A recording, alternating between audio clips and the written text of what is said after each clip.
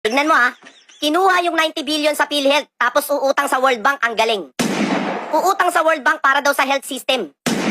Ulitin ko ha, kinuha yung 90 billion sa PhilHealth tapos uutang sa World Bank, ang galing. Uutang sa World Bank para daw sa health system. Magkano? Sa dollars, 509.24 million. Kung sa peso naman, 28.7 billion.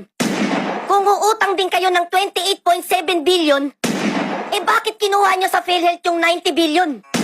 Ngayon lang nangyari yan sa ating bansa. Talagang ngayon lang nangyari yan sa ating bansa.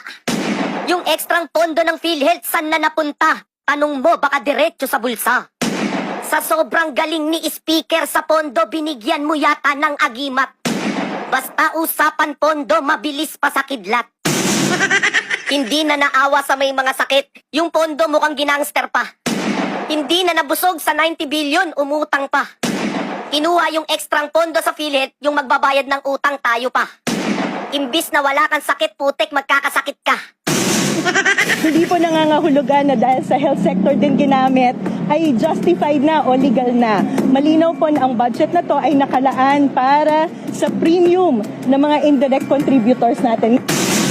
Of the way that people do as much as they can.